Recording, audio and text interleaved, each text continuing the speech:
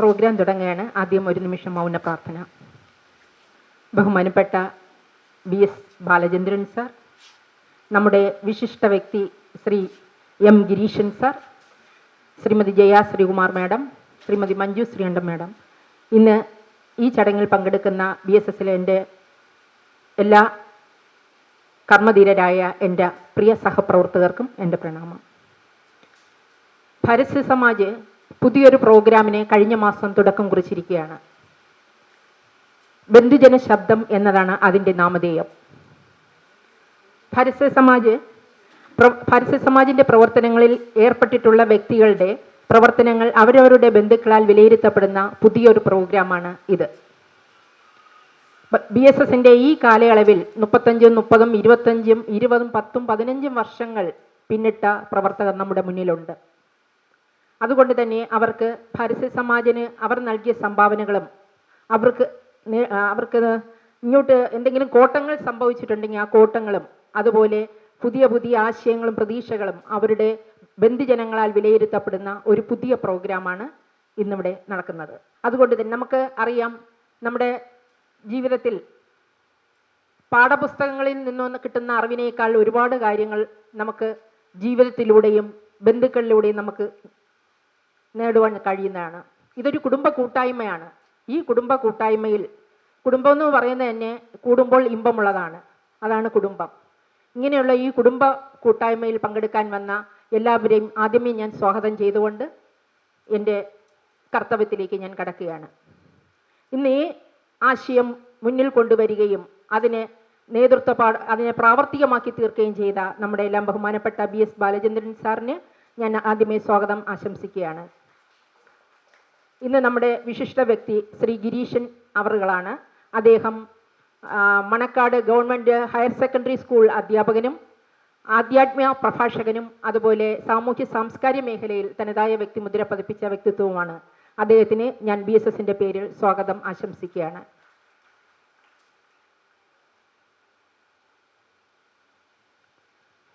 ഇന്ന് ഈ ചടങ്ങിന് അധ്യക്ഷം അലങ്കരിക്കുന്നത് നമ്മുടെ BSSൻ്റെ അസിസ്റ്റന്റ് ഡയറക്ടറായ ശ്രീമതി സ്മിത മനോജാണ്. സ്മിത മനോജിന് ഞാൻ BSSൻ്റെ പേരിൽ സ്വാഗതം ആശംസിക്കുന്നു. ഇന്ന് ഈ സുദിനം ഔപചാരികമായി ഉദ്ഘാടനം ചെയ്യുന്നത് നമ്മുടെ BSSൻ്റെ ഡയറക്ടർ ജനറലായ ശ്രീമതി ജയ ശ്രീകുമാർ മാഡമാണ്. മാഡത്തിനും ഞാൻ BSSൻ്റെ പേരിൽ സ്വാഗതം ആശംസിക്കുന്നു. ഇന്ന് ഈ ചടങ്ങിൽ പങ്കെടുക്കാനെത്തിയ ബഹുമാന്യരായ എല്ലാം നിങ്ങൾക്ക് ഏവർക്കും നല്ലൊരു പുതുവത്സര ആശംസകൾ നേർന്നുകൊണ്ട് ഈ 2025 എല്ലാവർക്കും നല്ലത് മാത്രം സംഭവിക്കട്ടെ എന്ന് ആശംസിച്ചുകൊണ്ടും നിർത്തുന്നു. നന്ദി, നമസ്കാരം. അധ്യക്ഷ പ്രസംഗത്തിനായിട്ട് ശ്രീമതി സ്മിത മനോജിനെ ക്ഷണിക്കുന്നു. നമസ്കാരം. എല്ലാവർക്കും പുതുവത്സര ആശംസകൾ നേരുന്നു. ഒരു നല്ല വർഷം ആയിക്കൊള്ളട്ടെ എന്ന് ആഗ്രഹിക്കുന്നു, ഈശ്വരനോട് പ്രാർത്ഥിക്കുന്നു. ഭാരത് സേവ സമാജിൻ്റെ പ്രവർത്തനങ്ങളിൽ ഏർപ്പെട്ടിട്ടുള്ള വ്യക്തികളുടെ പ്രവർത്തനങ്ങൾ അവരവരുടെ ബന്ധുജനങ്ങളാൽ വിലയിരുത്തപ്പെടുന്ന പുതുമയാർന്ന ഒരു പരിപാടിയാണ് ബന്ധുജന ശബ്ദം. കുടുംബ കൂട്ടായ്മയായി പ്രവർത്തിച്ചു വരുന്ന നമ്മുടെ പ്രസ്ഥാനത്തിലെ പ്രവർത്തകർക്ക് പരസ്പരം മനസ്സിലാക്കുവാനും പുതിയ ആശയങ്ങൾ ഉൾക്കൊള്ളുന്നതിനും ഒരു വഴിയൊരുക്കുന്ന ഒന്നാണ് ബന്ധുജന ശബ്ദം എന്ന ഈ പ്രോഗ്രാം.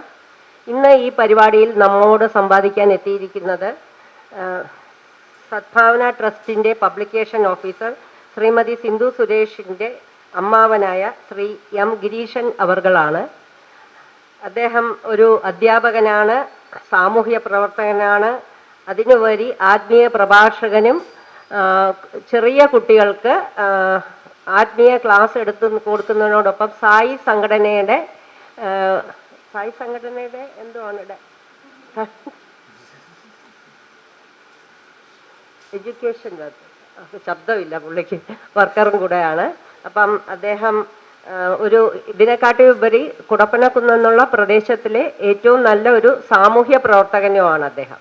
അപ്പം ഇദ്ദേഹം നമ്മളോട് ഇന്ന് സംസാരിക്കുന്നതാണ്. അതുപോലെ കഴിഞ്ഞ 10 വർഷത്തോളമായി നമ്മോടൊപ്പം പ്രവർത്തിക്കുന്ന BSSൻ്റെ പ്രവർത്തനങ്ങൾ ഭാഗമായ സിന്ധു തൻ്റെ കുടുംബാംഗങ്ങളിൽ ചെലുത്തിയ സ്വാധീനം എന്തെന്നറിയാനുള്ള ആഗ്രഹം നമുക്കും ഓരോരുത്തർക്കും ഉണ്ട്. അതിനു വേണ്ടിയിട്ട് അതിനായി ഞാൻ ശ്രീ ഗിരീഷൻ അവർ നന്നായിട്ട് നമ്മളോട് സംസാരിക്കുമ്പോൾ മനസ്സിലാക്കും എന്ന് ഞാൻ കരുതുന്നു. അടുത്തതായി ഞാൻ ഉദ്ഘാടന കർമ്മം നിർവഹിക്കുന്നതിനെ ശ്രീമതി ജയ ശ്രീകുമാർ മാഡത്തിനെ ക്ഷണിച്ചോളൂ. ബഹുമാന്യ ശ്രീ ഗിരീഷൻ സാർ, ഈ ചടങ്ങിൽ അധ്യക്ഷം വഹിക്കുന്ന ശ്രീമതി സ്മിത മനോജ്, ഈ ചടങ്ങ് ഏകോപിക്കുന്ന ശ്രീമതി സിന്ധു മധു എന്നീ ഭാരത സമാജിൻ്റെ ദേശീയ chairman BS Balendran sir, Manju, അതുപോലെ തന്നെ BSSൻ്റെ സഹപ്രവർത്തകർ. കഴിഞ്ഞ ആഴ്ചയാണ് നമ്മൾ ആദ്യമായി ഈ പ്രോഗ്രാം തുടങ്ങിയത്. ബന്ധുജന ശബ്ദം എന്ന് പറഞ്ഞിട്ടുള്ള ഒരു പ്രോഗ്രാം. നമ്മുടെ ആശയം പെട്ടെന്ന് തോന്നിയ ഒരു ആശയമായിരുന്നു. പക്ഷെ അത് നല്ല പ്രാവർത്തികമായി വരാൻ പറ്റിയെന്നുള്ളതാണ്. എല്ലാവരും അതിനെ ഒരുപോലെ സ്വീകരിച്ചു എന്നുള്ളതാണ് അതിൻ്റെ ഏറ്റവും വലിയ പ്രത്യേകത. നേരത്തെ പറഞ്ഞതുപോലെ നമ്മൾ ധാരാളം പ്രവർത്തനങ്ങൾ BSS വഴി വർഷങ്ങളായി, 30-35 വർഷങ്ങളായി ധാരാളം പ്രവർത്തനങ്ങൾ നടത്തുന്നവരാണ്. പക്ഷെ നമ്മൾ വിലയിരുത്തുന്നതിനേക്കാൾ ഒരുപക്ഷെ സമൂഹം നമ്മൾ ചെയ്യുന്ന പ്രവർത്തനങ്ങൾ വിലയിരുത്തുന്നുണ്ടാകാം. പക്ഷേ ബന്ധുക്കൾ ബന്ധുക്കൾ ഇത് സ്വാധീനം ചെലുത്തിയിട്ടുള്ളത്.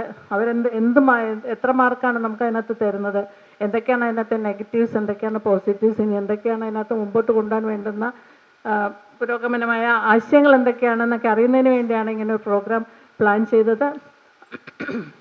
ഈ പ്രോഗ്രാമിൽ ഇവിടെ എല്ലാവരുടെയും ബന്ധുജനങ്ങൾ ഇവിടെ വന്ന് സംസാരിക്കുക എന്നുള്ള, ഭാരത സമാജവുമായി ബന്ധപ്പെട്ട എല്ലാ പ്രവർത്തകരുടെയും ബന്ധുജനങ്ങൾ ഇവിടെ വന്ന് സംസാരിക്കുക എന്നുള്ളതാണ് ഈ പരിപാടി കൊണ്ട് ഉദ്ദേശിക്കുന്നത്. എല്ലാ ആഴ്ചയിലും തന്നെയാണ് അത് പ്ലാൻ ചെയ്തിരിക്കുന്നത് എന്നുള്ളതും കൂടെ എല്ലാവരും മനസ്സിലാക്കുന്നത് നല്ലതായിരിക്കും. ഓരോ ആഴ്ചയിലും ഓരോ ആൾക്കാരുടെ ബന്ധുജനങ്ങൾ ഇവിടെ വന്ന് സംസാരിക്കുക എന്നുള്ളതാണ്. അപ്പം ഇന്നിവിടെ എത്തിയിട്ടുള്ളത് നമുക്ക് ഏവർക്കും അറിയാം, സിന്ധു സുരേഷിൻ്റെ അമ്മാവൻ ഗിരീശൻ സാറാണ്. സിന്ധു സുരേഷ് നമുക്കറിയാം സദ്ഭാവന ട്രസ്റ്റിൻ്റെ പബ്ലിക്കേഷൻ ഓഫീസറാണ്. അതിനു മുമ്പ് സദ്ഭാവന പത്രത്തിൻ്റെ പ്രവർത്തകയായിരുന്നു. കേരള കൗമുദിയിൽ നേരത്തെ വർക്ക് ചെയ്തിരുന്നിടത്തുനിന്നാണ് സിന്ധു ഇവിടെ വന്നത്. അപ്പം സിന്ധു കേരള കൗമുദിയിൽ നിന്ന് ഇവിടെ വന്നതിന് ശേഷമുള്ള 10 വർഷത്തെ മാറ്റങ്ങൾ എന്തൊക്കെയാണെന്നുള്ളത് ഒരുപക്ഷെ സിന്ധുവിന് തോന്നുന്നതിനേക്കാളും സിന്ധുവിൻ്റെ അമ്മാവനും അതുപോലെ കുടുംബാംഗങ്ങൾക്കും പറയാൻ പറ്റും. നമ്മൾ സിന്ധുവിനെ കേരള കൗമുദിയിൽ കണ്ടിട്ടില്ല, നമ്മളിവിടെയാണ് കാണുന്നത്. അപ്പം നമുക്ക് എന്താണ് വ്യത്യാസം എന്നുള്ളത് നമുക്ക് മനസ്സിലാക്കുന്നതിലും കൂടുതൽ അദ്ദേഹത്തിന് പറയാൻ പറ്റുമെന്നുള്ള നമുക്കറിയാം. അദ്ദേഹത്തെ പറ്റി പറയുകയാണെങ്കിൽ അദ്ദേഹം നേരത്തെ ഇവിടെയുള്ള സിന്ധുവും അതുപോലെ സ്മിതയെ സൂചിപ്പിച്ച പോലെ അധ്യാപകനാണ്, ആത്മീയ പ്രഭാഷകനാണ്, സാമൂഹ്യ പ്രവർത്തകനാണ്, അതേപോലെ സായി പ്രവർത്തനങ്ങളുമായി ബന്ധപ്പെട്ട് പ്രവർത്തിക്കുന്ന വ്യക്തിയാണ്.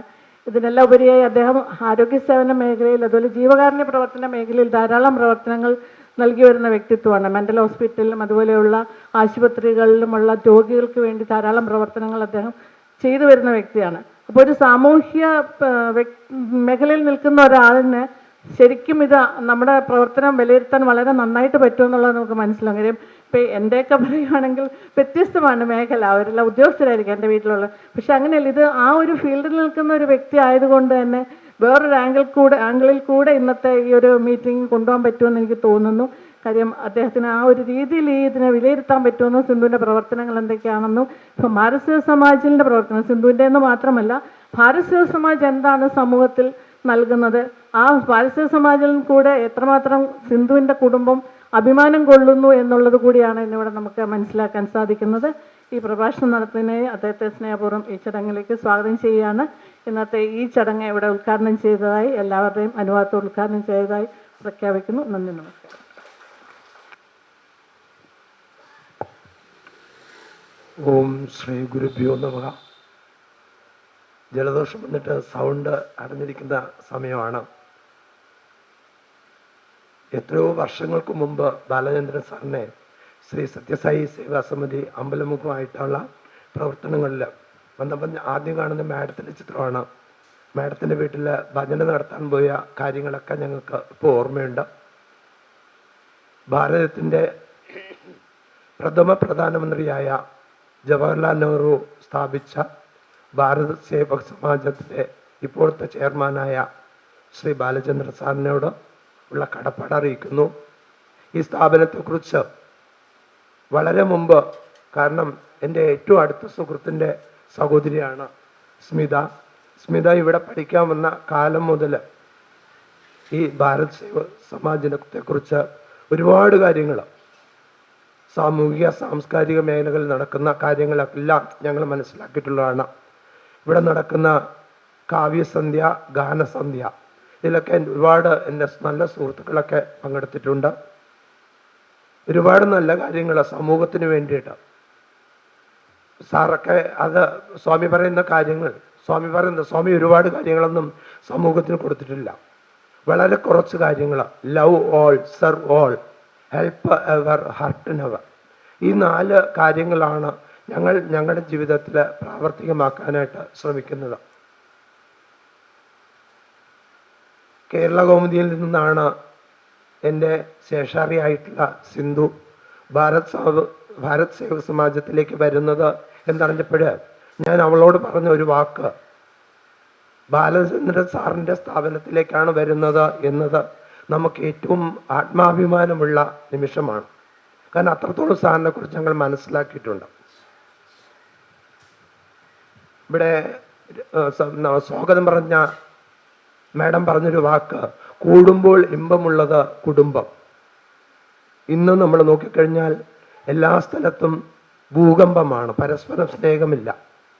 ആ പരസ്പര സ്നേഹം നമ്മൾ വളർത്താനായിട്ട്, ഞങ്ങളൊക്കെ ജനിച്ചത് വളരെ സാമ്പത്തികമായിട്ട് പിന്നോക്കം നിൽക്കുന്ന, ഒരുപാട് ദുഃഖങ്ങൾ അനുഭവിച്ച, സിന്ധുവൊന്നും അനുഭവിച്ചിട്ടില്ല, ഞങ്ങളൊക്കെ ഒരുപാട് ദുഃഖങ്ങൾ അനുഭവിച്ച് കിടക്കാനിടമില്ലാതെ, പഠിക്കാൻ പാഠപുസ്തകങ്ങളില്ലാതെ, ആഹാരം കഴിക്കാൻ നിവൃത്തിയില്ലാതെ കഴിഞ്ഞിരുന്ന ഒരു കാലഘട്ടത്തിലാണ് ഞങ്ങളെല്ലാം വളർന്നു വന്നത്.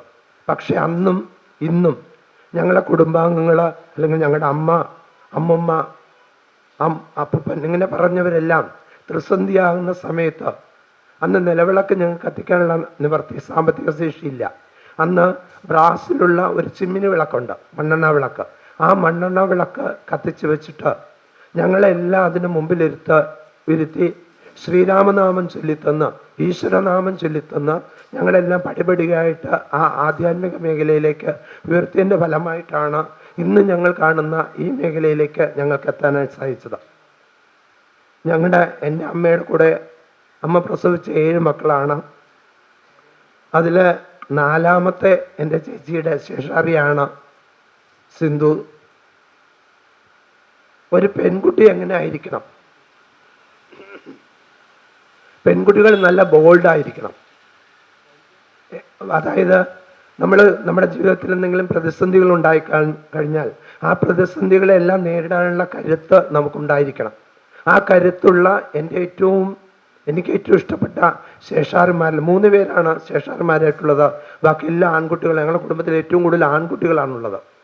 അപ്പോൾ എന്തെങ്കിലും ജീവിതത്തിൽ പ്രതിസന്ധി ഉണ്ടായിട്ടുള്ള സന്ദർഭങ്ങളിലെല്ലാം ഒരുപക്ഷെ ഞങ്ങളൊക്കെ വ്യസനിച്ചിരിക്കുന്ന ആ സമയത്ത് ആ വ്യസനത്തെയൊക്കെ മാറ്റിക്കൊണ്ട് വളരെ ബോൾഡായിട്ട് കുടുംബകാര്യങ്ങളിൽ ഏർപ്പെടുന്ന ഒരു വ്യക്തിയാണ് എൻ്റെ ശേഷാറി.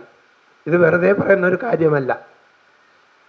അപ്പം ഇന്ന് വീട്ടിൽ പണ്ടൊരു കൃതിയിൽ അടുക്കളയിൽ നിന്ന് അരങ്ങത്തേക്ക്, പണ്ട് കാലങ്ങളിൽ അടുക്കളയിൽ മാത്രമായിട്ട് നമ്മൾ ഒതുങ്ങിയിരുന്നത് എങ്കിൽ ഇന്ന് ഇവിടെ ഇരിക്കുന്ന ആ ഓഡിയൻസിനെ കാണുമ്പോൾ തന്നെ നമുക്ക് മനസ്സിലാക്കാൻ സാധിക്കും, ഏറ്റവും കൂടുതൽ സ്ത്രീകളാണ്. ഭഗവാന്റെ സംഘടനയിൽ ഏറ്റവും കൂടുതൽ പ്രാധാന്യം കൊടുത്തിരിക്കുന്നതും സത്യസായി സേവാ ഓർഗനൈസേഷനിൽ ഏറ്റവും കൂടുതൽ പ്രാധാന്യം കൊടുത്തിരിക്കുന്നതും മഹിളാ ദിനത്തിനാണ്. മഹിളാ ദിനമായിട്ട് സ്വാമി തിരഞ്ഞെടുത്തിരിക്കുന്നത് എല്ലാ മാസവും 19-ാം തീയതിയാണ്. എന്താണ് ആ 19ന്റെ പ്രത്യേകത എന്ന് ഒരിക്കൽ ഭഗവാനോട് ചോദിച്ചപ്പോഴാണ് ഭഗവാൻ പറഞ്ഞ ഉത്തരമാണ്, 19-ാം തീയതിയാണ് ഇന്ത്യയുടെ പ്രധാനമന്ത്രിയായ ശ്രീമതി ഇന്ദിരാഗാന്ധി ജനിച്ചത്. ആ ഇന്ദിരാഗാന്ധിയുടെ ജന്മദിനമാണ് സ്വാമി മഹിളാ ദിനമായിട്ട് തിരഞ്ഞെടുക്കപ്പെട്ടിരിക്കുന്നത്. അപ്പോൾ ഇവിടെ ഇരിക്കുന്ന ഓരോ മഹിളകളും അബലകളല്ല, സമൂഹത്തിന് ഏറ്റവും ശ്രേഷ്ഠമായ കാര്യങ്ങൾ ചെയ്യാൻ കഴിയുന്ന കർത്തവ്യബോധമുള്ള ജനതയാണ് സ്ത്രീകൾ എന്ന് പറയുന്നത്. സ്ത്രീ അടുക്കളയിൽ മാത്രം ഒതുങ്ങിക്കൂടുന്ന ഒരു കാലഘട്ടത്തിൽ നിന്ന് സാമൂഹികമായിട്ടും സാംസ്കാരികമായിട്ടും ഉള്ള എല്ലാ മേഖലകളിലേക്കും, ഏത് മേഖല നമ്മൾ എടുത്തു നോക്കിക്കഴിഞ്ഞാലും സമൂഹത്തിൻ്റെ ഏറ്റവും താഴെ നിലയിൽ നിന്നിട്ട് തുടങ്ങി സമൂഹത്തിൻ്റെ ഏറ്റവും ഉന്നതമായ പദവി വരെ വഹിക്കുന്ന, അല്ലെങ്കിൽ ഇന്ന് നോക്കൂ, നമ്മുടെ ഇന്ത്യൻ പ്രസിഡന്റ് എന്ന് പറയുന്ന ആ പദവി അലങ്കരിക്കുന്നത് വരെ ഒരു മകളെയാണ്.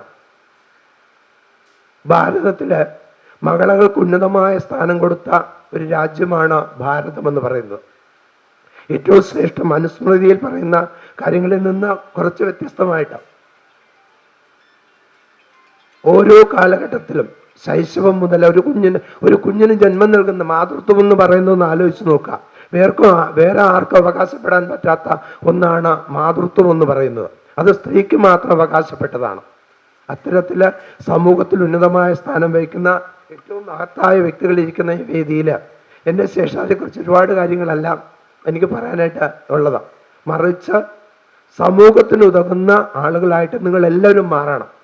കുടുംബത്തിന് ഉതകുന്ന, നമ്മുടെ കുഞ്ഞുങ്ങളെ കാണുമ്പോൾ സ്നേഹത്തോടു കൂടി എനിക്ക് ഏറ്റവും കൂടുതൽ ഞാനൊരു അധ്യാപകൻ എന്ന് പറയുന്നതിനേക്കാൾ എനിക്ക് ഏറ്റവും ഇഷ്ടപ്പെട്ടൊരു മേഖല എന്ന് പറയുന്നത് ഒരു ബാലവികാസ് ഗുരു എന്ന് പറയുന്നതാണ്. എന്തുകൊണ്ടാണ് ബാലവികാസ് ഗുരു എന്ന് പറയാനുള്ള കാരണമെന്ന് ചോദിച്ചു കഴിഞ്ഞാൽ 4 വയസ്സ് മുതൽ 16 വയസ്സ് വരെയുള്ള കുഞ്ഞുങ്ങളാണ് ഞങ്ങളുടെ അടുക്കളയ്ക്ക് പഠിക്കാൻ വരുന്നത്. സ്വാമിയുടെ സിലബസ് എന്ന് പറയുന്നത് എല്ലാ മതത്തിനും തുല്യ പ്രാധാന്യം കൊടുത്തുകൊണ്ടുള്ളതാണ്. സ്വാമിയുടെ ഭാഷ എന്ന് പറയുന്നത് പ്രേമത്തിൻ്റെ ഭാഷയാണ്, സാർവലൗകികമായ ഭാഷ.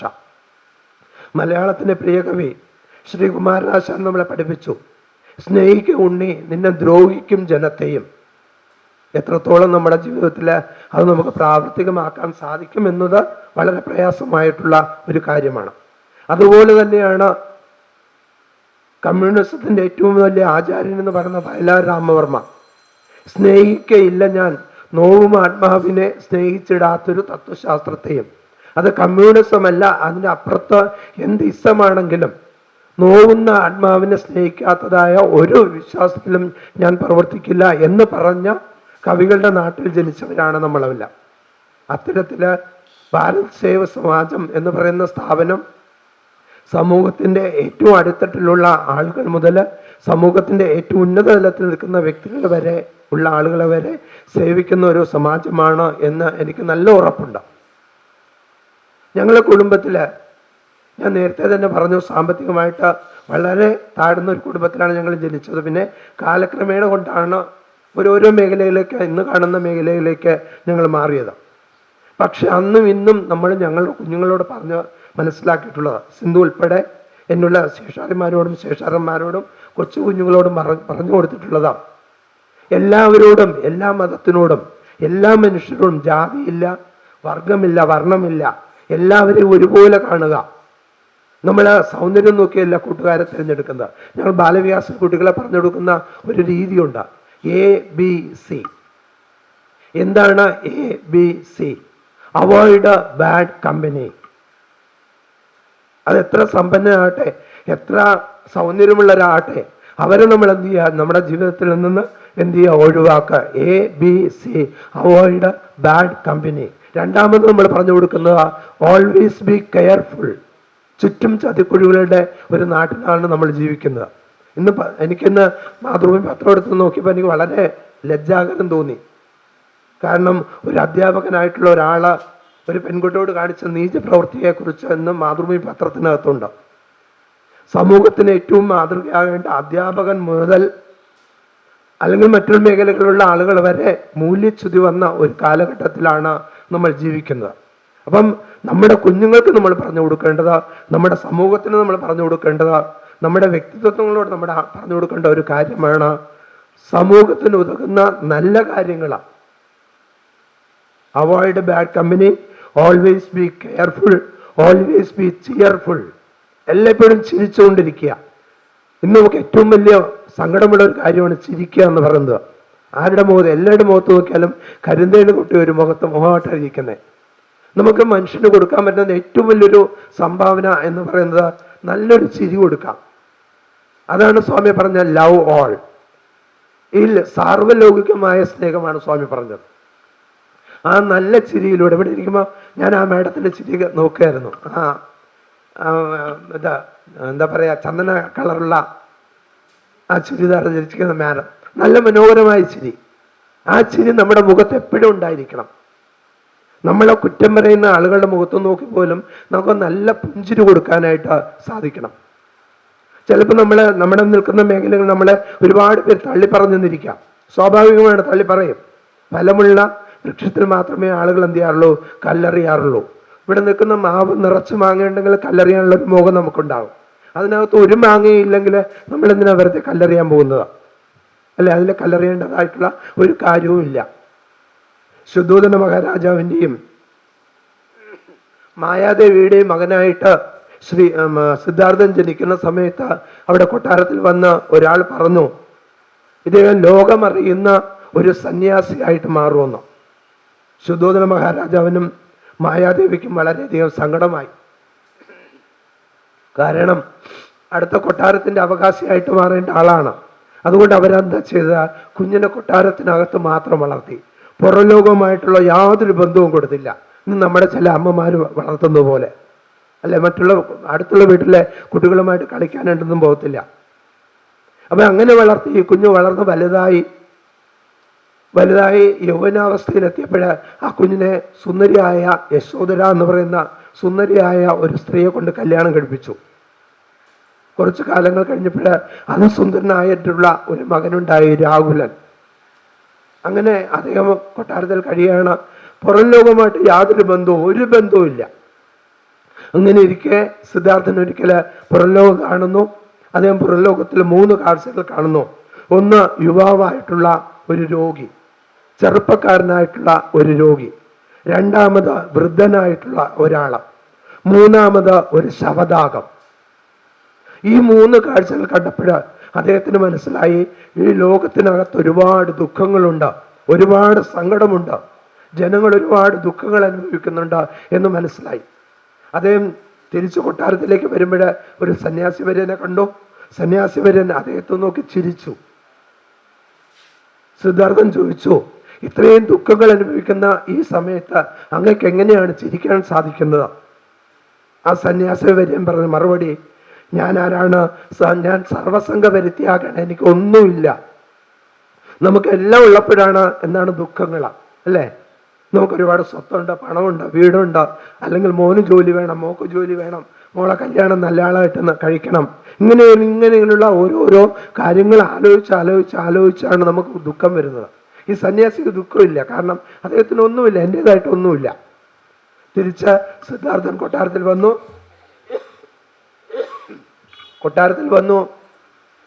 ഭാര്യയെയും മകനെയും അച്ഛനെയും അമ്മയെയും ഒക്കെ ഉപേക്ഷിച്ചിട്ട് ഗയ എന്ന് പറഞ്ഞ സ്ഥലത്ത് ഒരു ബോധിവൃക്ഷത്തിന് ചുവട്ടത്തിൽ അദ്ദേഹം ധ്യാനനിമഗ്നനായിട്ടിരിക്കുന്നു. അവിടെ വച്ച് അദ്ദേഹത്തിന് ബോധോദയം ഉണ്ടാകുകയും അദ്ദേഹം ബുദ്ധമതം സ്ഥാപിക്കുകയും ചെയ്തു. ഞാൻ പറയാൻ വന്നത് അതല്ല. അത് കഴിഞ്ഞിട്ട് അദ്ദേഹം ഓരോ വീട് തോറും ഭിക്ഷ ചോദിച്ചാണ് അദ്ദേഹത്തിൻ്റെ അന്നത്തുള്ള ജീവിതം നയിച്ചിരുന്നത്. എല്ലാ വീടുകളിൽ നിന്ന് ഭിക്ഷാന്തികയായിട്ടാണ്. അങ്ങനെ ഇരിക്കും ഒരു ചെറുപ്പക്കാരൻ്റെ വീട്ടിൽ അദ്ദേഹം ഭിക്ഷ ചോദിക്കാൻ ചെന്നു. ആ വീട്ടുകാരൻ അദ്ദേഹത്തെ കണക്കറ്റ് കളിയാക്കി. നാണമില്ലേ നിങ്ങൾക്ക്? ജോലി ചെയ്ത് ജീവിച്ചൂടെ? ഈ വീട് അന്തോറും ഇറങ്ങിക്കയറി ഇങ്ങനെ ഭിക്ഷ ചോദിച്ച് ജീവിക്കുന്നതാ നാണക്കേടല്ലേ എന്ന് പറഞ്ഞ് ഒരുപാട് കളിയാക്കിയപ്പോഴും ശ്രീബുദ്ധൻ അദ്ദേഹത്തെ നോക്കി ചിരിച്ചു. വീട്ടുകാരന് വളരെയധികം വിഷമല്ല, ദേഷ്യമായി. അദ്ദേഹം ചോദിച്ചു, ഞാൻ ഇത്രയേറെ കുപിതനായിട്ട് ചോദിച്ചു, ഇത്രയും കാര്യം പറഞ്ഞിട്ട് അങ്ങ് എന്തുകൊണ്ടാണ് തിരിച്ചെന്നോടൊന്നും പ്രതികരിക്കാത്തത്? അദ്ദേഹം പറഞ്ഞ മറുപടി, ആ കാണുന്ന പശുവിനെ നോക്കുക. ആ പശുവിനെ അങ്ങനെക്ക് ദാനം തന്നു എന്ന് വിചാരിക്കുക. ഞാനത് ദാനം സ്വീകരിക്കുന്നില്ല എങ്കിൽ അത് അങ്ങയുടെ കയ്യിലേക്ക് തിരിച്ചു വരും, അല്ലേ? ദാനം സ്വീകരിച്ചില്ല എങ്കിൽ അത് അങ്ങയുടെ കയ്യിലേക്ക് തിരിച്ചു വരും. അതുപോലെയാണ് എന്നെ ഏൽപ്പിച്ചത്, എന്നെ പറഞ്ഞതായ ഓരോ അധിക്ഷേപങ്ങളും അത് എന്നെ അല്ല, തിരിച്ചാരെയാണ്? അങ്ങയാണ്. അപ്പം നമ്മൾ ജോലി ചെയ്യുന്ന ആ പ്രവർത്തന മേഖലകളിൽ എന്തെങ്കിലും നമുക്ക് പ്രയാസങ്ങൾ ഉണ്ടായെങ്കിൽ, ആരെങ്കിലും കുറ്റപ്പെടുത്തിയിട്ടുണ്ടെങ്കിൽ കുറ്റപ്പെടുത്തലുകൾ നല്ലതാണെന്ന് ചിന്തിക്കുക. കാരണം നമുക്ക് കൂടുതൽ എന്ത് ചെയ്യാനായിട്ട്, കൂടുതൽ പ്രവർത്തിക്കാനായിട്ട് സാധിക്കും. ഞങ്ങളുടെ കുടുംബം ചിന്നമ്മ മെമ്മോറിയൽ എന്ന് പറഞ്ഞ ഒരു കുടുംബ യോഗമായിട്ട് അത് ഇങ്ങനെ ഒരു കെട്ടുറപ്പുള്ള ഒരു കുടുംബം ഉണ്ടാക്കുന്നതിന് വേണ്ടിയിട്ടാണ്. കാരണം ഞങ്ങൾക്കൊക്കെ ഞങ്ങളുടെ ബന്ധുജനങ്ങളെയും മറ്റുള്ളവരെല്ലാം അറിയാം, പക്ഷെ ഇളം തലമുറയ്ക്ക് അതറിയില്ല. എല്ലാവരുമായിട്ട് നമ്മുടെ കുഞ്ഞുങ്ങൾ ആ സഹവാസം ഉണ്ടാകണം എന്ന ഒരു ഉദ്ദേശ ലക്ഷ്യത്തോടുകൂടിയാണ് ഞങ്ങളുടെ അമ്മമ്മയുടെ പേരിൽ ഒരു കുടുംബ ട്രസ്റ്റ് ഞങ്ങൾ രൂപീകരിച്ചതും എല്ലാ മാസവും 3-ാമത്തെ ഞായറാഴ്ച ഞങ്ങളുടെ വീട്ടിൽ വെച്ച ആ കുടുംബത്തിൻ്റെ ഒരു യോഗമൊക്കെ നടക്കുകയൊക്കെ ചെയ്യുന്നത്. അപ്പം ആ കുടുംബത്തിൻ്റെ ആ ഒരു സ്നേഹം, ആ ഒരു അടിത്തറ ഇത് നമുക്ക് കൊച്ചു കുഞ്ഞുങ്ങളിലേക്ക് എന്ത് ചെയ്യാനായിട്ട് പകർന്നു കൊടുക്കാനായിട്ട് സാധിക്കും. നേരത്തെ പറഞ്ഞതുപോലെ കുഞ്ഞുങ്ങളെ എല്ലാം ഇപ്പം ഞങ്ങളൊക്കെ ക്ലാസ് എടുക്കാൻ പോകുമ്പോൾ ഞങ്ങൾ കുഞ്ഞുങ്ങളെ വിളിക്കുന്നത് മോനെ മോളെ എന്നാണ് വിളിക്കുന്നത്. ഇപ്പം എല്ലാ അമ്മമാരും പേര് പറഞ്ഞാണ് വിളിക്കുന്നത്. എടാ ഇവിടെ വാടാ, അല്ലെങ്കിൽ നീ അത് ചെയ്യടാ. ഈ ഒരു ഓർഡറാണ് നമ്മുടെ ഇന്നത്തെ തലമുറ. 2025, 24, 25 തലമുറ നിങ്ങളുടെ അഡ്വൈസ് കേൾക്കാൻ താല്പര്യപ്പെടുന്നവരല്ല. സ്നേഹത്തോടെ ആ കുഞ്ഞിനോടൊന്ന് പറയാം, മോനെ ഒരു ഗ്ലാസ് വെള്ളം എടുത്തുകൊണ്ട് വരുമോ, ചെന്നെടുത്ത് വെള്ളം എടുത്ത് വിടാം എന്ന് പറയുന്നത് തമ്മിൽ നല്ല വ്യത്യാസമുണ്ട് അല്ലേ? ആ വ്യത്യാസമുണ്ടോ? ഉണ്ട്. ആ സ്നേഹം നമ്മൾ കുടുംബത്തിലേ ഉണ്ടാകണം. ഞാൻ സിന്ധുവിനോട് അത് എപ്പോഴും പറയുന്ന ഒരു കാര്യമാണ്. സിന്ധുവിന് ദേഷ്യമുണ്ട്, സ്വാഭാവികമായിട്ടുള്ള ദേഷ്യമാണ്. പക്ഷേ അങ്ങനെ ദേഷ്യം പാടില്ല. കുഞ്ഞുങ്ങളോടെല്ലാം വളരെ സൗമ്യമായി നമ്മൾ സംസാരിച്ചാൽ മാത്രമേ ആ കുഞ്ഞുങ്ങൾ നമ്മൾ എന്തുള്ളൂ, നമ്മൾ പറയുന്ന കാര്യങ്ങൾ എന്ത് ചെയ്യത്തുള്ളൂ, കേൾക്കുകയുള്ളൂ. ഒരു ചെറിയ കഥ ഞാൻ പറഞ്ഞു തരാം. ഒരിക്കലൊരു കുഞ്ഞിനെ അച്ഛനും അമ്മയും കൂടെ LKG അഡ്മിഷന് വേണ്ടി സ്കൂളിൽ കൊണ്ടുപോവുക. അച്ഛനും അമ്മയും വളരെ സ്നേഹത്തോട് വളരെ ഇതായിട്ട് ആഡംബരമായിട്ട് ആ കുഞ്ഞിനെ സ്കൂളിലേക്ക് കൊണ്ടുവന്നു. പ്രധാന അധ്യാപകൻ കുഞ്ഞിനോട് ചോദിച്ചു, what's your name? Don't do Satheesh. Where is your house? Don't do Satheesh. Where is your father? Who is your father? Don't do Satheesh. Who is your mother? Don't do Satheesh. എന്ത് ചോദ്യം ചോദിച്ചപ്പോഴും ഈ കുഞ്ഞ് പറഞ്ഞ മറുപടി don't do, don't do, don't do, don't do. അച്ഛനും അമ്മയും തലകുനിച്ചിരുന്നു. പ്രധാന അധ്യാപിക കുഞ്ഞിനോട് ചോദിച്ചു, മോനെ നീ എന്തുകൊണ്ടാണ് ഇങ്ങനെ don't do, don't do, don't do എന്ന് പറയുന്നത്? അപ്പോഴ് ആ 4 വയസ്സുള്ള കുഞ്ഞ് പറയാണ്, സാർ ഞാൻ എന്ത് കാര്യം ചെയ്യുമ്പോഴും എൻ്റെ അമ്മയും അച്ഛനും പറയും don't do, don't do, don't do, don't do. അപ്പോൾ അവൻ മനസ്സിലാക്കിയതാ, അവൻ്റെ പേരും ഡോണ്ട് ഡു ആണ്, അവൻ്റെ അച്ഛൻ്റെ പേരും അതാണ്, അവൻ്റെ അമ്മയുടെ പേരും അതാണ്, അമ്മയുടെ ജോലി അതാണ് അല്ലേ? അതല്ല. കുഞ്ഞ് കളിക്കാൻ പോകുന്നു, കുറച്ചു നേരം കളിച്ചോളൂ മക്കളെ. പക്ഷെ ഒരു കാര്യം, കളിച്ചിട്ട് വന്നിട്ട് നീ എന്ത് ചെയ്യണം, നല്ലപോലെ എന്ത് ചെയ്യണം, പഠിക്കണം അല്ലേ? അങ്ങനെ പറയുമ്പോഴല്ലേ അവരൊക്കെ സ്നേഹമാകുന്നേ? ആണോ അല്ലയോ? ആ ഒരു ഉത്തരം കൂടെ എനിക്ക് കേൾക്കണം. ആ സ്നേഹം നമ്മൾ കൊടുക്കണം. പ്രതിസന്ധി ആകുമ്പോൾ നമ്മൾ പറയും വിളക്ക് കത്തിക്ക് എന്നല്ല പറയേണ്ടത്. വിളക്ക് കത്തിച്ച് നമ്മൾ അവിടെ റോൾ മോഡലാകണം. എന്നിട്ട് നമ്മൾ അറിയുന്ന നാമങ്ങൾ അവരോടൊപ്പം ഇരുന്ന് എന്ത് ചെയ്യണം, നമ്മൾ ചൊല്ലണം. ഏത് വിശ്വാസിയാണെങ്കിലും. ഭഗവാൻ ശ്രീ സത്യസായി പറയുന്നു, നിങ്ങൾ ഒരു ഹിന്ദുവെങ്കിൽ നല്ല ഹിന്ദു ആകുക. എങ്ങനെയാണ് നമുക്ക് നല്ല ഹിന്ദു ആകുക? ഞാൻ ഇടയ്ക്കും പോലെ ചന്ദനക്കുറിയും കുങ്കുമവും ഇട്ട് കയ്യിൽ ചരടോട് ഇട്ടാൽ നല്ല ഹിന്ദു ആകുമോ? ചിന്ത, വാക്ക്, പ്രവൃത്തി, ഈ 3 കാര്യങ്ങൾ നല്ലതായിരിക്കണം. നല്ല ചിന്തയായിരിക്കണം, നല്ല വാക്കായിരിക്കണം, നല്ല പ്രവൃത്തിയായിരിക്കണം. നിങ്ങളൊരു ഹിന്ദുവെങ്കിൽ നല്ല ഹിന്ദു ആകുക, നിങ്ങളൊരു മുസൽമാനെങ്കിൽ നല്ല മുസൽമാനാകുക, നിങ്ങളൊരു ക്രിസ്ത്യാനിയെങ്കിൽ നല്ല ക്രിസ്ത്യാനിയാകുക. മറ്റു മതങ്ങളെ ആദരിക്കാൻ നമ്മൾ എന്ത് ചെയ്യണം, പഠിക്കണം. നമ്മളെ മക്കളെ പറഞ്ഞ് മനസ്സിലാക്കണം. ഞാൻ ഏതൊരു പള്ളിയുടെ നടയിൽ കൂടെ പോയാലും തൊഴുതിട്ടേ എന്ത് ചെയ്യാറുള്ളൂ, പോകാറുള്ളൂ. ഭഗവാൻ പറയുന്ന നമുക്ക് ദൈവത്തെക്കുറിച്ച് നമുക്ക് വേറെ കാര്യങ്ങളൊന്നും അറിയത്തില്ല. ദൈവത്തിന് ജാതിയില്ല അല്ലേ? ജാതിയുണ്ടോ? ജാതിയില്ല. നമ്മളത് നമ്മുടെ മക്കളെ പറഞ്ഞ് എന്ത് ചെയ്യാൻ മനസ്സിലാക്കുക. ചെറുപ്രായത്തിലെ പറഞ്ഞ് എന്ത് ചെയ്യണം, മനസ്സിലാക്കണം. ഞാൻ എൻ്റെ ശേഷാരെ കുറിച്ചാണ് പറയാൻ വന്നത്. ശേഷാരിയെ കുറിച്ച് പറയുമ്പോഴും ഞാൻ പറഞ്ഞില്ലേ, ഞങ്ങളുടെ വീട്ടിലെ ഏത് കാര്യങ്ങൾ ചർച്ച ചെയ്യുമ്പോഴും ആ ചർച്ചയിൽ ഏറ്റവും മുമ്പിൽ നിന്ന് കാര്യങ്ങൾ പറഞ്ഞ് മനസ്സിലാക്കുന്ന ഒരു വ്യക്തിത്വമാണ് സിന്ധുവിൻ്റേത്. ഞാൻ പറഞ്ഞില്ലേ, നല്ല ബോൾഡാണ് അവൾ. ഒരു എന്താ പറയുക, ഏതൊരു പ്രതിസന്ധി ഘട്ടത്തിലും ഭയമില്ലാതെ കാര്യങ്ങൾ ചെയ്യാനായിട്ടുള്ള കഴിവ് കുഞ്ഞുനാളിൽ നമ്മൾ എന്ത് ചെയ്തിട്ടുണ്ട്, കണ്ടിട്ടുണ്ട്. സ്കൂളിലൊക്കെ പഠിക്കുന്ന സമയത്ത് ആദ്യത്തെ ഇതൊക്കെ +2 ഒക്കെ കഴിഞ്ഞിട്ട് ട്യൂഷൻ എടുത്താണ് പിന്നീട് അങ്ങോട്ട് പഠിക്കാനൊക്കെ. ഞാൻ പറഞ്ഞില്ല, ഞാനും അതാണ്. ഞാനും 10ാം ക്ലാസ് കഴിഞ്ഞിട്ട് പിന്നീട് ട്യൂഷൻ എടുത്തിട്ടാണ് ഞാൻ എന്ത് ചെയ്തത്, എൻ്റെ ഈ കാണുന്ന മേഖല. കാരണം ഞങ്ങൾ 7 മക്കളുണ്ട്. ഇവർക്ക് അന്നൊക്കെയുള്ള ആഹാരത്തിന് പോലും വളരെ നിവൃത്തിയില്ലാത്തൊരു സമയമാണ്. പിന്നെ എങ്ങനെയാ പഠിപ്പിക്കാൻ കഴിയുക? അപ്പോൾ ആ പ്രതിസന്ധി ഘട്ടങ്ങളിലെല്ലാം നമ്മൾ കുഞ്ഞുങ്ങളോട് പറഞ്ഞു വന്നത് ചിട്ടയായിട്ടുള്ള ജീവിതചര്യകളായിരുന്നു. ആ ചിട്ടയായിട്ടുള്ള ജീവിതചര്യ ഞങ്ങളും അമ്മാവന്മാർ ഇന്നും ഞങ്ങളൊക്കെ വീടുകളിൽ അമ്മാവൻ എന്ന് പറയുമ്പോൾ ആ സ്ഥാനം തരുന്നുണ്ട്. ഇന്ന് ചില വീടുകളിൽ നമ്മൾ ചെന്ന് കയറുമ്പോൾ പണ്ട് കാലങ്ങളിൽ ഇവിടെ ഇരിക്കുന്ന വയസ്സായ ആളുകളൊന്നും അധികം ഇല്ല, അവിടെ ഒരു അമ്മ ഇരിക്കുന്നുണ്ട്. ആ അമ്മയുടെയൊക്കെ ആ കാലഘട്ടത്തിൽ അമ്മാവന്മാരെന്ന് പറയുന്നത് 7 അയലോക്കത്ത് വരത്തില്ല, വളരെ ദൂരത്തേ ഇരിക്കുള്ളൂ. ഇന്ന് അമ്മാവന്മാരെ തോളത്ത് കൈയിട്ടാണ് നടക്കുന്നത്, അല്ലേ? അപ്പോൾ കാലഘട്ടം മാറി. പക്ഷേ എങ്കിലും നമ്മൾ കൊടുക്കേണ്ടതായ ആ റെസ്പെക്റ്റ്, ബഹുമാനം നമ്മൾ എന്ത് ചെയ്യണം? കൊടുക്കണം. അപ്പോൾ ഒരു അമ്മാവൻ എന്ന നിലയിൽ എൻ്റെ ചേട്ടന്മാർ 2 പേരും മൂത്തമുണ്ട്. പക്ഷെ അവരെക്കാളൊക്കെ ഏറെ കാര്യങ്ങൾ കുടുംബത്തിലെ കുഞ്ഞുങ്ങളോട് എല്ലാ കാര്യങ്ങളും പറഞ്ഞ് മനസ്സിലാക്കി കൊടുക്കുന്ന ഒരു വ്യക്തി ഞാനായിരുന്നു. അതങ്ങനെ ചെയ്യരുത്, അത് തെറ്റാണ്. അവരോട് അങ്ങനെ സംസാരിക്കരുത്. മുതിർന്നവരോട് വിരൽ ചൂണ്ടി സംസാരിക്കാൻ പാടില്ല, അല്ലേ? ഇപ്പം നമ്മളെ ഇപ്പോഴത്തെ കുട്ടികളൊക്കെ നമുക്ക് കഴിഞ്ഞാൽ കുറേ വ്യത്യാസം നമുക്ക് കാണാൻ സാധിക്കും. ഇവിടെ ഇരിക്കുന്ന അമ്മമാരോട് എനിക്ക് പറയാനുള്ളതാ, നിങ്ങൾക്ക് കൊച്ചുമക്കളുണ്ടെങ്കിൽ 4 വയസ്സ് മുതൽ 16 വയസ്സ് വരെയുള്ള കുട്ടികളുണ്ടെങ്കിൽ ദയവ് ചെയ്ത് കുട്ടികളെ പള്ളികളിൽ, ക്രിസ്ത്യൻ പള്ളികളിൽ എന്തായാലും സൺഡേ സ്കൂളുണ്ടാവും, അവിടെ കുട്ടികളെ വിട്ടാലേക്കുള്ളൂ. മുസ്ലിം സ്കൂളുകളും അവിടെയും ഉള്ളതുണ്ട്. നമ്മൾ ഹിന്ദുക്കളെന്ന് പറയുന്നവരാണ്, ആ ഒരു വിഭാഗം മാത്രമാണ് നമുക്ക് ചിട്ടയായിട്ടുള്ള ജീവിതചര്യ ഇല്ലാത്തത്.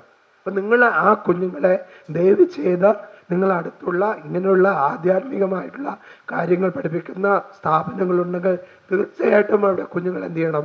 വിടണം. 100% ഉറപ്പ് തരുന്നു. അവിടെ പോകുന്ന കുഞ്ഞുങ്ങൾ ഒരു തെറ്റിലേക്ക് പോകുമ്പോൾ തീർച്ചയായിട്ടും അവർക്ക് ഒരു പിൻവിളി ഉണ്ടാകും, ഒരു പുറകിൽ നിന്നൊരു വിളി, അത് ചെയ്യാൻ പാടില്ല, ഞാൻ ചെയ്യാൻ പോകുന്ന തെറ്റാണ് എന്നൊരു ബോധം നമുക്ക് ഉണ്ടായിരിക്കണം. പിന്നെ നമ്മൾക്ക് വേണ്ടത് ക്ഷമയാണ്. ആരെ പോലെ ക്ഷമിക്കണം? ക്ഷമയാ ദരിദ്രി. അത് എത്ര പ്രയാസമുള്ള കാര്യമാണ്. മുഖമൊക്കെ ചിലപ്പോൾ ചുളിയുന്നുണ്ട് നമുക്കല്ലേ? അല്ല, ഇന്നും ഞാൻ നേരത്തെ പറഞ്ഞില്ലേ, ഭൂമി ദേവിയെ പോലെ ക്ഷമിക്കുക പ്രയാസമാണ്. ജീവിതത്തിൽ അത് വളരെ പ്രയാസമായിട്ടുള്ള കാര്യമാണ്. ഞാനും നേരത്തെയൊക്കെ ഭഗവാന്റെ സംഘടനയ്ക്ക് ആദ്യം വരുമ്പോഴൊക്കെ എനിക്ക് പ്രതികരണ ശേഷി ഭയങ്കര കൂടുതലാണ്. ആരെങ്കിലുമൊക്കെ എന്തെങ്കിലുമൊക്കെ പറഞ്ഞാൽ തിരിച്ച് മറുപടി നല്ലപോലെ പറയും. പക്ഷേ കാലം കഴിഞ്ഞ് കുറേ കഴിഞ്ഞപ്പോഴേ സ്വാമി പറഞ്ഞൊരു വാചകമാണ്, 86 വയസ്സ് വരെ ഞാൻ ജീവിച്ചിരുന്നിട്ട് ഞാൻ പറഞ്ഞ കാര്യങ്ങളൊന്നും ആളുകൾ എന്ത് ചെയ്തിട്ടില്ല, കേട്ടിട്ടില്ല. പിന്നെ എങ്ങനെ നിങ്ങൾ പറയുന്ന കാര്യങ്ങൾ കേൾക്കുന്നേ? സ്വയം എന്ത് ചെയ്യുക? നമ്മൾ നന്നാകുക, അല്ലേ? നമുക്ക് ആർക്കും ഇവിടെ ഇരിക്കുന്ന ഈ പ്രിയപ്പെട്ട സഹോദരി എനിക്ക് നന്നാക്കാനൊക്കത്തില്ല. ഞാൻ പറയുന്ന കാര്യങ്ങൾ അത്രത്തോളം കേൾക്കണമെന്നില്ല. പക്ഷേ നമ്മളെല്ലാം സ്വയം എന്ത് ചെയ്യുക? നന്നാകുക. സ്വയം ഒരു ആത്മപരിശോധന നടത്തുക. ദിവസവും ചെന്നിട്ട് ഈ ഭാരത് സേവ സമാജത്തിൽ ചെന്ന് നമ്മുടെ ഓഫീസ് ജീവിതമൊക്കെ കഴിഞ്ഞ് വീട്ടിൽ ചെന്ന് രാത്രി കിടക്കാൻ നേരത്ത് ഞാൻ ഇന്ന് ആരെയൊക്കെ വേദനിപ്പിച്ചു, വാക്കുകൊണ്ട്, നോക്കുകൊണ്ട്, പ്രവൃത്തി കൊണ്ട് ഒന്ന് ചിന്തിക്കുക. എന്നിട്ട് എന്ത് ചെയ്യുക? നമ്മൾ ഒരു പ്രതിജ്ഞ എടുക്കുക, ഇനി അടുത്ത ദിവസം മുതൽ ഞാൻ ആരെയും എന്ത് ചെയ്യത്തില്ല, വേദനിപ്പിക്കില്ല. ഏറ്റവും വലിയ വേദന വാക്കുകൊണ്ടുള്ള വേദനയാണ്. ഏറ്റവും വലിയ വേദന നമ്മളെ ഇപ്പം ഇതേ ഇരിക്കുന്ന ആ സഹോദരിക്ക് ഞാനൊരു തല്ലുകൊടുത്താൽ തല്ലങ്ങ് മാറും, അല്ലേ? മാറില്ലയോ?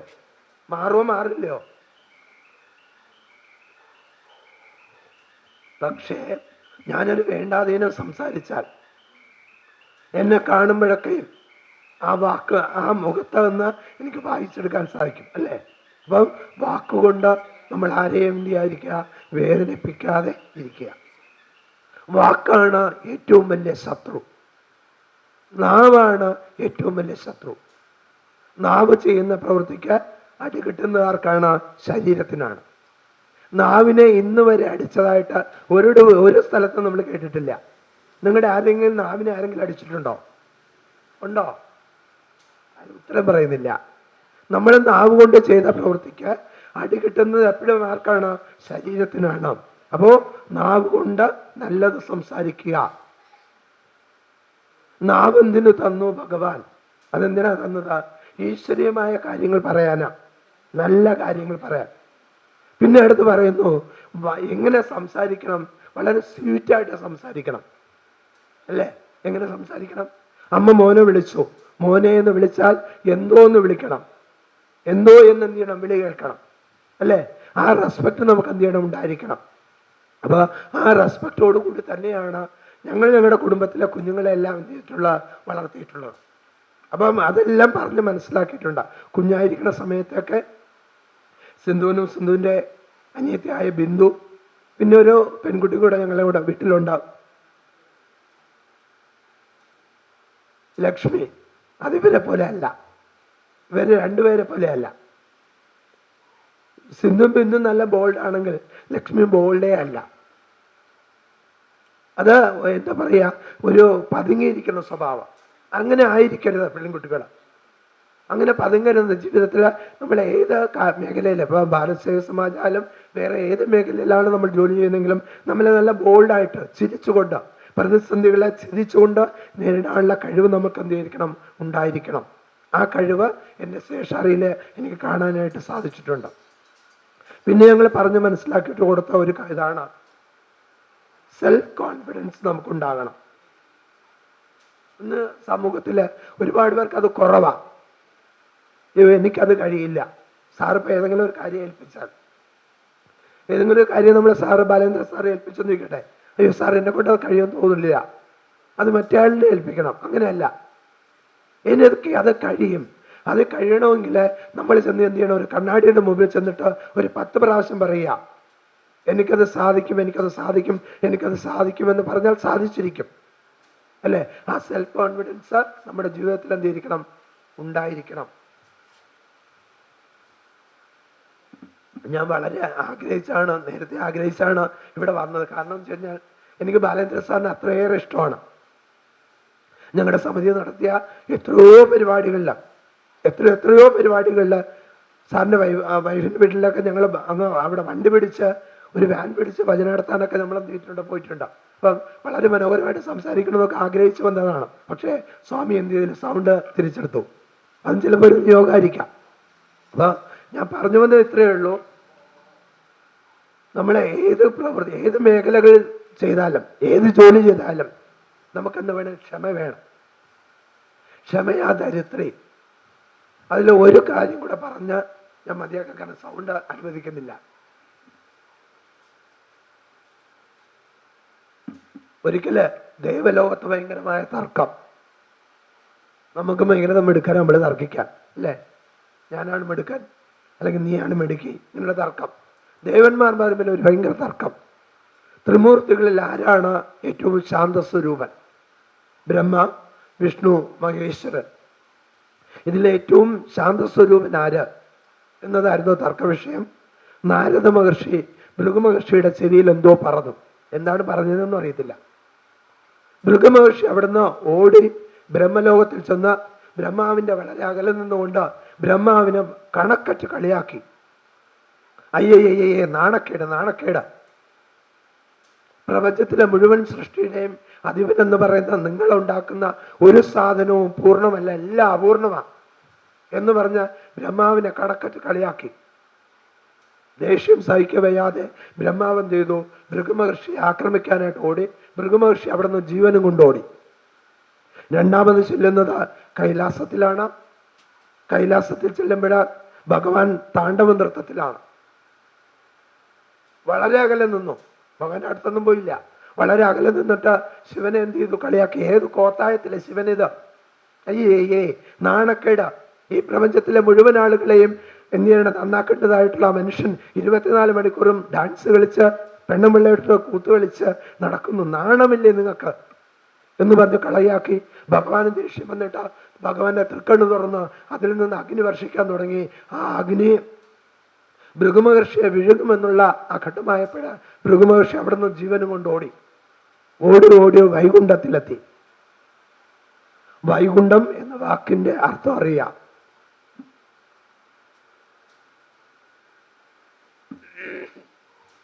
വൈകുണ്ഠം എന്ന് പറഞ്ഞാൽ ദുഃഖമില്ലാത്ത സ്ഥലം. വൈകുണ്ഠത്തിൽ ചെന്നു. ഭഗവാൻ നല്ല സുഖമായ ഉറക്കം, ഗാഠനിദ്ര. ഭൃഗുമഹർഷി പല ശബ്ദങ്ങളുണ്ടാക്കി. ഇപ്പൊ നമ്മൾ ചെന്ന് കോളിംഗ് ബെല്ല് അടിക്കത്തില്ലേ, അതുപോലെ ഉണ്ടാക്കി ചുമച്ച് സൗണ്ട് ഉണ്ടാക്കി വാതിലിടിച്ചു. ഭഗവാൻ ഉണരുന്നതേയില്ല. നമ്മളെല്ലാം സുഖമുറക്കാണെങ്കിൽ നമ്മളൊന്നും അറിയില്ല. അത്താഴം കഴിച്ചിട്ട് ഉറങ്ങുന്നുള്ള ഉറക്കമില്ലേ, ആ ഉറക്കത്തിൽ നമ്മൾ ആരെങ്കിലും എടുത്തുകൊണ്ട് പോയാൽ പോലും നമ്മൾ അറിയില്ല. അങ്ങനെ ഭഗവാൻ നല്ല ഉറക്കാം. ദേഷ്യം സഹിക്കവയ്യാതെ ഭൃഗു മഹർഷി തന്റെ വലത് കാലുകൊണ്ട് ഭഗവാന്റെ നെഞ്ചത്തൊരൊറ്റ ചവിട്ട് കൊടുത്തു.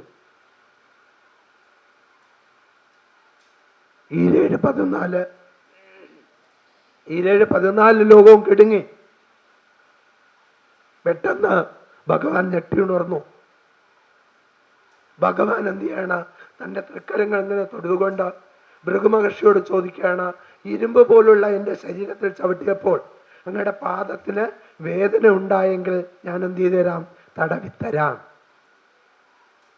ഒന്ന് ആലോചിക്കുക, നമ്മളെയാണ് ഒരാൾ ചവിട്ടിയെങ്കിൽ, നമ്മളെയാണ് ഒരാൾ വേദനിപ്പിച്ചെങ്കിൽ, ഒന്നുകൂടെ പറഞ്ഞു നോക്കടാ. നീയെ ധൈര്യം ഉണ്ടെങ്കിൽ പറയാം, ആണാണെങ്കിൽ പറയടാ, അല്ലേ?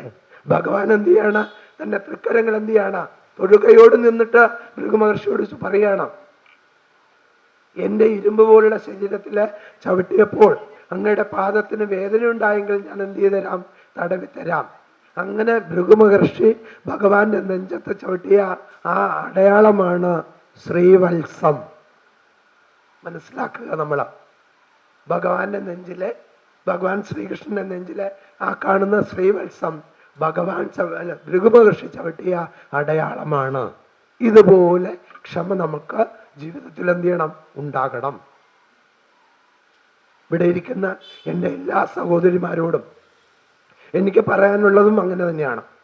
കുടുംബത്തിൽ പ്രശ്നങ്ങൾ ഉണ്ടാകാം, നമ്മൾ ജോലി ചെയ്യുന്ന സ്ഥാപനത്തിൽ പ്രശ്നങ്ങൾ ഉണ്ടാകാം, സഹയാത്രികർ പ്രശ്നങ്ങൾ ഉണ്ടാക്കാം. എന്തിനേറെ പറയുന്നു, ഞങ്ങളുടെ സ്പിരിച്വൽ ഓർഗനൈസേഷൻ വരെ ഒരുപാട് പ്രശ്നങ്ങളാണ്. ഒരുപാട്, നിങ്ങളെക്കാളും പ്രശ്നങ്ങളാണ്.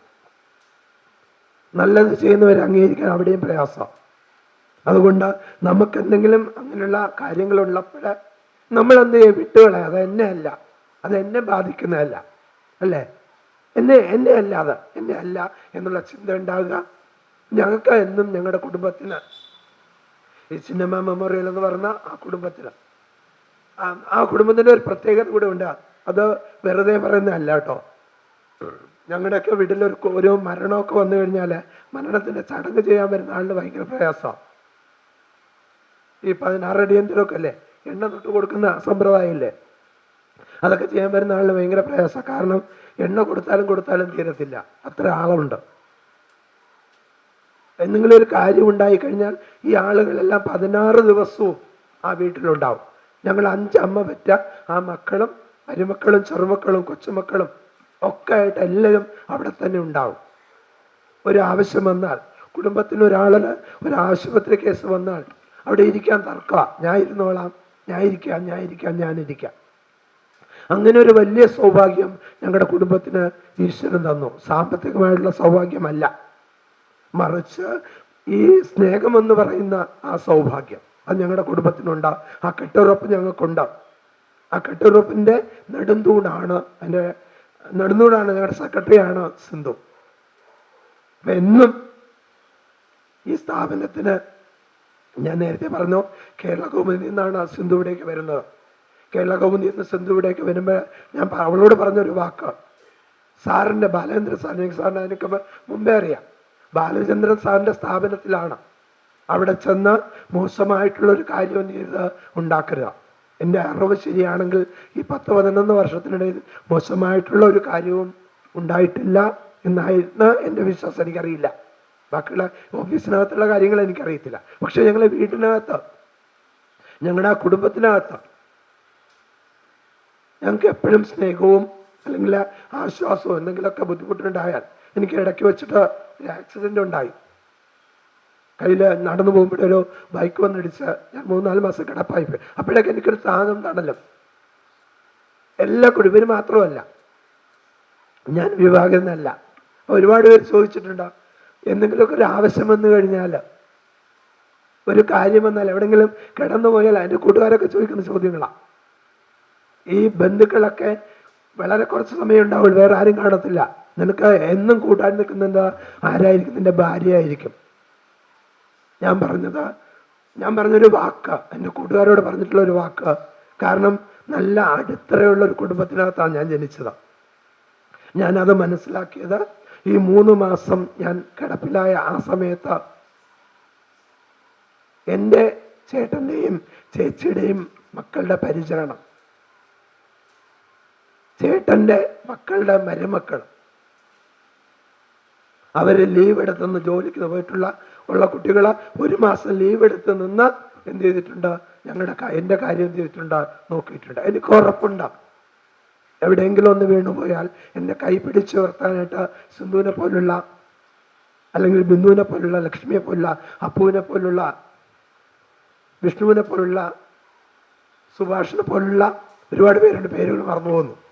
അത് ഏറ്റവും കൂടുതൽ എനിക്ക് ഏറ്റവും സന്തോഷം ഇപ്പം തോന്നുന്ന ഒരു നിമിഷം എന്ന് പറയുന്നത്, ഞങ്ങളുടെ കുടുംബത്തിൽ ഏറ്റവും ചെറിയൊരു കുഞ്ഞുണ്ട്, ഒരു കുഞ്ഞു ബാവ, 1.5 വയസ്സുള്ള സായി ശിവദ. സത്യം പറഞ്ഞാൽ ആ 1.5 വയസ്സ് ഞാനൊരു ദിവസം ഇവിടെ കൊണ്ടുവരാം. അവളെ സ്പിരിച്വലി എന്തൊരു ഹൈ ആണെന്നോ കുഞ്ഞ്. ഞാൻ അവളെ ഈ അടുത്ത ദിവസം ക്രിസ്മസിന് സമിതിയിൽ കൊണ്ടുപോയി. ആദ്യമായിട്ടാണ് സമിതിയിൽ കൊണ്ടുപോകുന്നത്. സമിതിയിലെ ഓരോ ആളുകളും കയറി വരുമ്പോഴേ ഈ 1.5 വയസ്സ് കഴിഞ്ഞ ആ കുഞ്ഞ് സായിരാം പറയുന്ന വാക്ക്, വീട്ടിൽ ആരെങ്കിലും കയറി വന്നാൽ ഈ കുഞ്ഞ് പറയുന്ന നമസ്തേ എന്ന് പറയുന്ന വാക്ക്, അവൾ ആദ്യത്തെ ജന്മദിനം നമ്മൾ ആഘോഷിക്കുമ്പോൾ എല്ലാ ആളുകളുണ്ട് കുടുംബത്തിൽ ഒരുപാട് വർഷം കാത്തിരുന്നിട്ട് നമുക്ക് കിട്ടിയ കുഞ്ഞാ. അപ്പൊ അങ്ങനെ അവൾ ആദ്യത്തെ ജന്മദിനം ആഘോഷിക്കുമ്പോൾ സിന്ധു ഉൾപ്പെടെ എല്ലാവരും അവളോട് ഹായ് പറയാൻ പറഞ്ഞു. എല്ലാവരും നിറഞ്ഞ് ഒരു 100-200 പേര് നിൽക്കുകയാണ്. എല്ലാവരും പറഞ്ഞു ഹായ്. പക്ഷെ ആരും പറഞ്ഞത് കേട്ടില്ല. അവൾ എല്ലാവരോടും പറഞ്ഞത് നമസ്തേ എന്ന വാക്കാണ്. ആ ഫോട്ടോ എൻ്റെ കയ്യിലുണ്ട്, അല്ലെങ്കിൽ സിന്ധുവിൻ്റെ കയ്യിലുണ്ട്, അവൾ കാണിച്ചു തരും. എല്ലാവരോടും അവൾ പറഞ്ഞത്, അവൾ എന്താണ് പറഞ്ഞത്, നമസ്തേ. അതെന്തുകൊണ്ടാണ് ആ കുഞ്ഞ് അമ്മ ആ വയറ്റിൽ കിടക്കുന്ന സമയത്ത്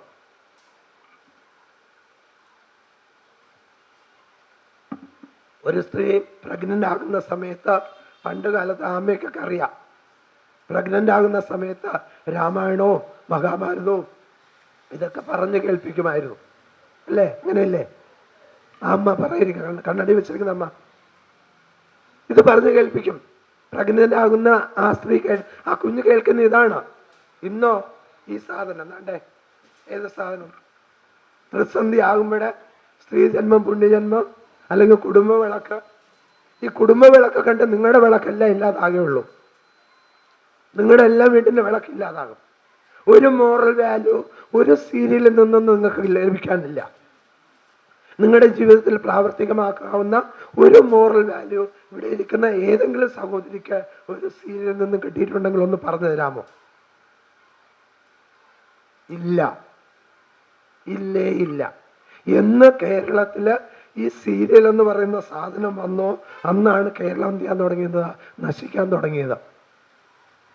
കാരണം എൻ്റെ കുട്ടിക്കാലത്തൊക്കെ ഞങ്ങൾക്ക് നല്ലപോലെ ഓർമ്മയുണ്ടാവും. ത്രിസന്ധ്യ സമയമാകുമ്പോൾ എല്ലാ വീടുകളിൽ നിന്നും രാമനാമം കേൾക്കാം. ഇന്ന് എത്ര വീടുകളാണ് വിളക്ക് കത്തിക്കുന്നത്? എത്ര ഇവിടുത്തെ രാമനാമം ഉള്ളത്? 6:30 ആ സാധനത്തിന് മുമ്പിൽ ഇരുന്നാൽ 10:30 വരെ അവിടെയാണ്. 10:30 കഴിയുമ്പോഴാണ് ചോറ് പോരാൻ പോകുന്നത്, അല്ലേ? മാറണം. നമ്മുടെ മക്കളുമായിട്ട് ഭർത്താവുമായിട്ട് ഒരു നേരമെങ്കിലും എന്ത് ചെയ്യണം, നമ്മൾ ഒരുമിച്ചിരുന്ന് ആഹാരം കഴിക്കണം.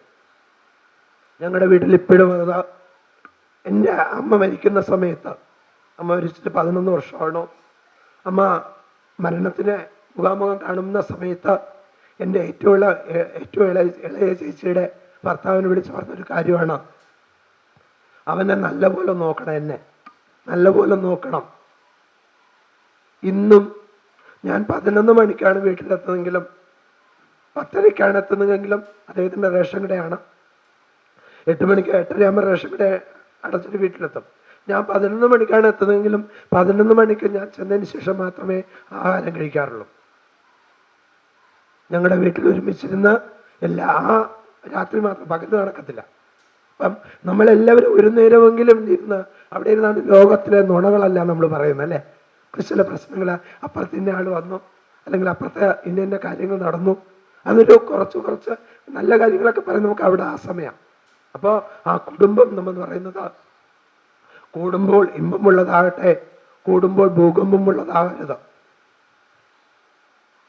ജോലി ചെയ്ത് കഴിഞ്ഞത് തളർന്ന് അവശനായിട്ട് ഭർത്താവ് വീട്ടിൽ വരുമ്പോൾ എന്നും 5 മണിക്ക് വരും. അതേ ഒരു ദിവസം വന്ന് 5:30 ആയിപ്പോയി. കയർത്തുകൊണ്ട് നിൽക്കരുത്.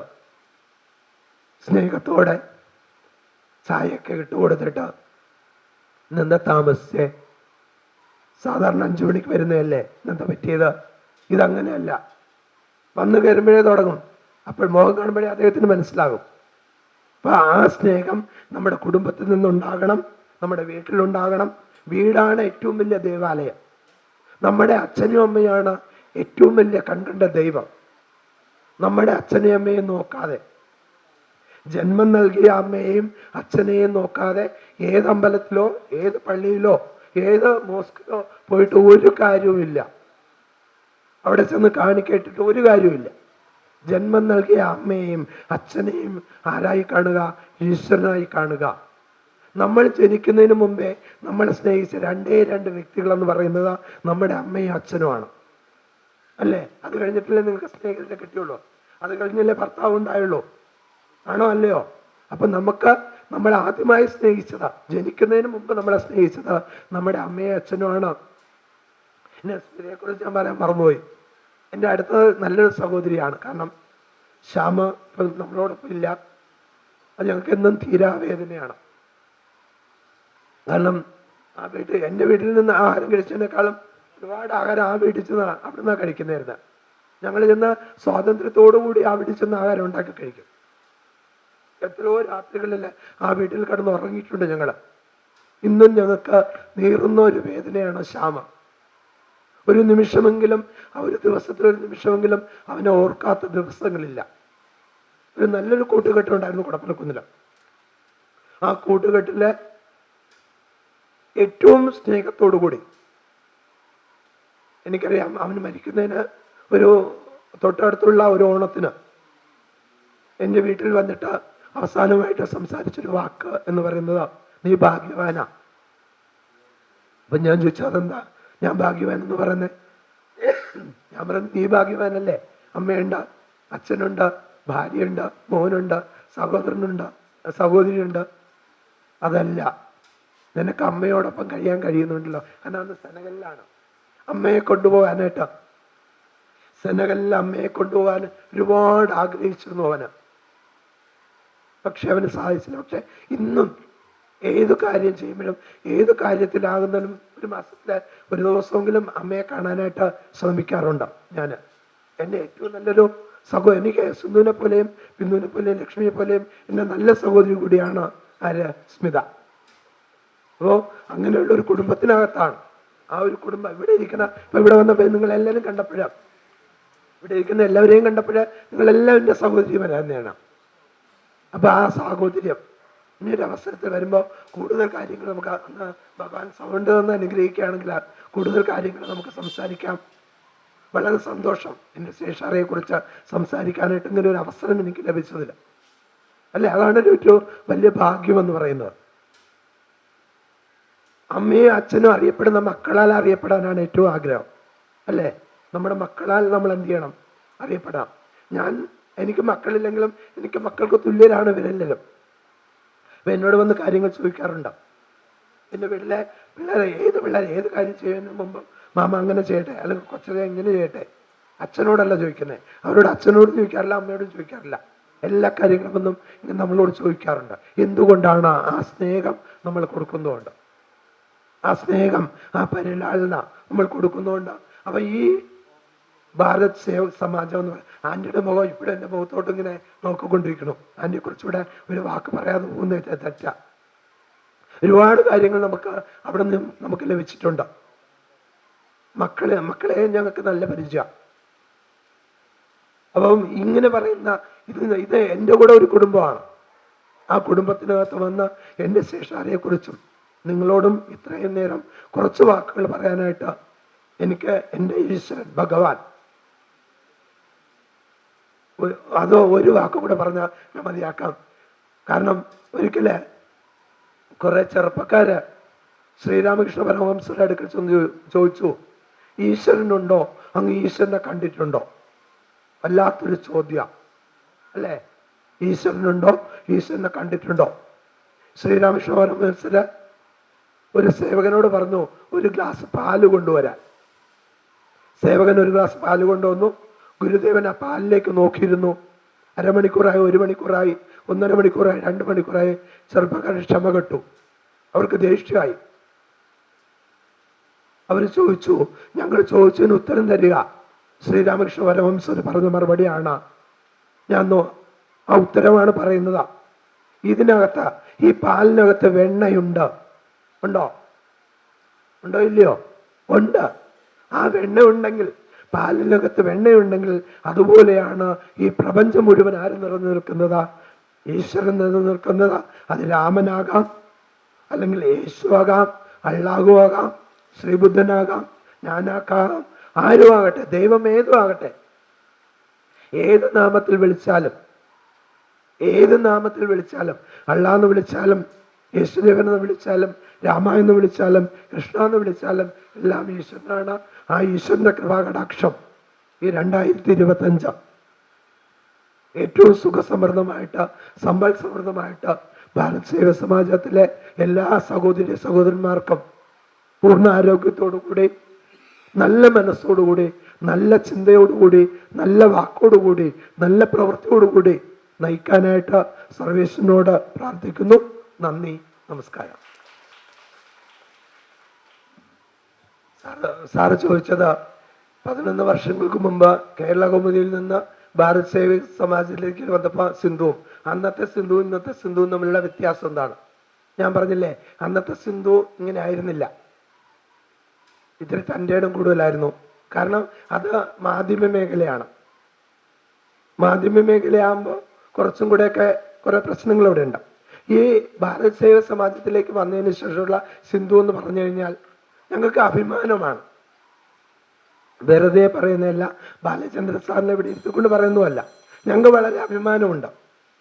കാരണം അതിനുശേഷം ഒരുപാട് കാര്യങ്ങളിൽ സിന്ധുവിന് ഒരുപാട് വ്യത്യാസങ്ങളാണ്. സിന്ധുവിൻ്റെ ക്യാരക്ടറായാലും, വേഷവിധാനമായാലും, സ്വഭാവ രൂപീകരണമായാലും, കുടുംബത്തിനുള്ള ഐക്യമായാലും, കുടുംബത്തിൽ ഒരാളിനുണ്ടാകുന്ന പ്രശ്നങ്ങൾ, ആ പ്രശ്നങ്ങൾ ദൂരീകരിക്കുന്നതിനായാലും, സാമ്പത്തികമായിട്ട് സഹായം ചെയ്യുന്നതിനായാലും ഒരുപാട് ഒരുപാട് ഒരുപാട് വ്യത്യാസങ്ങൾ എന്ത് ചെയ്തിട്ടുണ്ട്, ഉണ്ടായിട്ടുണ്ട്. അതിൽ ഞങ്ങൾക്ക് വളരെയധികം അഭിമാനമാണ്. ഞാൻ ആദ്യമേ പറഞ്ഞൊരു വാക്ക് അതാണ്. കാരണം ഭാരത് സേവ സമാജത്തിലേക്കാണ് പോകുന്നത് അല്ലേ? അതുകൊണ്ട് ഒരുപാട് മാറ്റങ്ങൾ ഇനിയും എന്ത് ചെയ്യട്ടെ ഉണ്ടാവട്ടെ. ഒരുപാട് മാറ്റങ്ങൾ എന്ത് ചെയ്തിട്ടുണ്ട്, ഉണ്ടായിട്ടുണ്ട്.